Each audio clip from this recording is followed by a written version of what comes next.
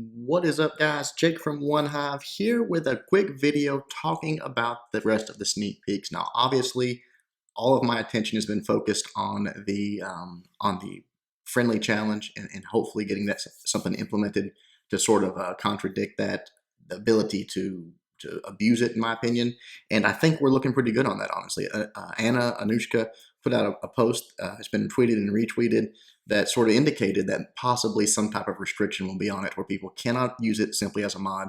It won't be able to be used on War Day in those bases. The number one thing I've heard talked about, I got on the stream and talked to Galadon and Powerbang and Ash and all those guys were about, and everyone pretty much agreed that a 24-hour cooldown. So if all of your bases right now, if it went live tomorrow, you would be able to hit those bases into practice and do all the challenge mode stuff. But once you made a change to the base for 24 hours, you would not be able to issue that challenge, so your friends wouldn't be able to sandbox it.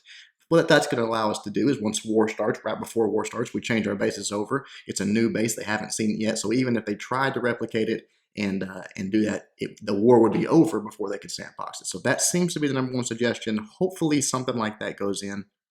Honestly, it's been hard for me to focus on the rest of the update stuff that I know about and even bring it to you guys because of that. But I want to do a video and talk about it because there was quite a bit released. And now today, even another sneak peek released. You might look at my base and say, wow, Jake's broke out the credit card. But no, this is the dev build that I'm on. And so you're going to get to see the actual stuff in game before you see it live, or before you see it on the update day. So before we do that, let's talk about what's already been announced. And it was some good stuff. Excuse me. Town Hall 11, getting a cannon level 14, lava hound level 4, balloon level 7. And that's good because, air has been kind of dead up towards the top of the game. Now with the ability to possibly donate maxed out balloons or maxed out lava hound in the CC, maybe even brings it back a little at Town Hall 10, a little trickle down effect. And with that level 14 cannon, sort of a deterrent for ground troops. This is a nerf to ground attacks and a buff to air attacks. So I think you're going to see a lot more of it there. And again, I think you'll see some trickle down to Town Hall 10 on that. Speaking of Town Hall 10, bowler housing space reduced to 6. This is interesting because bowlers were pretty much dead in the water. You never saw them. A few little spots here and there in attacks, but for the most part, no one was using them. We'll see. We'll see if the recent attack speed increase and now the reduced housing space puts them on the map. People start using them for specific reasons. I'm not sure if this is the right answer, but it'd be interesting to find out going forward if people have to find a way for it. Town Hall 7 Plus. Spring traps have levels now, all the way up to level 4. So instead of just dropping the spring trap and automatically at level, right when you drop it till infinity, it does the same amount. You can upgrade this thing just like anything else, and it's going to increase the amount of springs popping out of it there. So you're going to get that benefit as you increase it. And this is another direct nerf to Valks because now a upgraded, even up 10 on 10 here, an upgraded spring trap is going to toss 2 Valks instead of just 1. So that's pretty direct, pretty, this is something that was tossed out there for a while about a good sort of alternative to a direct nerf to Valk's abilities or their stats, just to increase something like this. That's just going to be an indirect nerf. So it's going to be interesting to see how that affects these massive Valk attacks as well. People placing their spring traps correctly, it could be a big deal. Then just some small stuff, edit mode for features for editing bases. I'm not even going to get into that. I don't know what all is there. I haven't even played with it yet. But just some quality of life stuff. Donate fully trained troop spells from production queues, even if your army is full. That is big. I know there's times that I would have donated, but I've got a farming army completely cooked, or my war army is completely cooked, and someone requests, and I'm sort of stuck. I don't want to just delete my troops and build for them to a donation. Now that really helps people out, so I think that's a good thing. Drag troop spells anywhere into a training queue. Training progress is transferred. I'm not sure what that means, but okay, I'll have to play with it. Gem troop spells for donation directly. That's the same thing. You can donate directly from the donation thing and gem it all up. That's awesome. War logs for any clan be publicly viewed. I think this is pretty cool.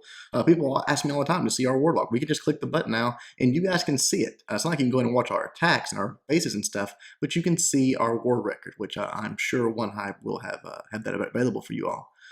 Builder suggestions. Tap builder info to see and select suggested upgrades to perform. This is something that's been missing for a long time. Once you get a base pretty high, look at this base. Can you imagine if you weren't really meticulous and you know, real organized about how you were upgrading things? If you looked at it and to know all your traps and every little thing was upgraded, now you can just say, hey, if there's sort of a suggestion or something saying, hey, you've got something that needs to be upgraded. I think that's really good, even for new players too. They miss things a lot. Like you know, when we do the video off, she's sometimes like, I'm fully upgraded. I'm like, what about this? She's like, oh, I forgot about that. Live spectator count is now shown during attacks. That's pretty cool to know if it's full before you even try to grab it. Chat stream revamped with built-in request button. So yeah, the chat stream is going to be pretty interesting. You guys wait till you see it. It looks completely different. I'm not even sure if I'm supposed to show that or not, so I'm not going to, but it's crazy. It's crazy. You guys take some getting used to. But now on to today's release sneak peek, and it is a new spell. So we are actually going to show this thing in action. Here it is, the skeleton spell. It's a dark spell, and you drop it down, and basically, I don't know what I'm going to attack from this thing, so I'm just going to get wrecked anyways, but you drop this thing down, and all of a sudden, a bunch of skeletons come running out of it. Just sort of spawns them, like a witch almost. Now, the number that spawns can be, is likely to, or possibly could be adjusted, so don't, you know, bank on this, but there it is. You know, they come running out, you've got a skeleton horde, they're very squishy, just like any other skeleton horde. You know, once some splash damage gets onto them, they're pretty much done. But you know, there could be some use for this. It's only that one dark spell troop space. You grab that, and you are looking pretty good. You know, if you get that extra spell, a haste doesn't really make a lot of sense. You never know; it might help with a CC or CC kill or a king or queen kill, just to distract while you're going into the base. You know, you can drop them. I'm assuming anywhere on the map. In fact, we can just build another round of them here, and we'll just test it out. If you can actually drop them inside the base, which I'm assuming you can drop spells anywhere. Yeah, so you can drop them in. So if I wanted to distract, my kill squad was coming in, I wanted to distract that queen, or maybe even these, you know, inferno tower streams. Drop a couple of those in there, soak up some inferno tower streams as my hogs approach. It's not going to buy you much time, but it could be something, again, especially like a hero or something that's going to come out. It's going to be distracted. If you've cleared out around it, it's going to be focusing on those skeletons instead of your actual troops, if that matter. So there you go, new spell. So a lot more to come in this update. More sneak peeks coming. I will try to cover them. It might not be every day, but I will try to get one out for you when we get some stuff worth talking about. Also, I'll keep you guys up to date on the if there's any changes on the friendly challenge. Hopefully there will be before this goes live, but we'll see. We'll see. Hope you guys liked it. Until next time, Jake from OneHive, doing my best to help you guys suck less.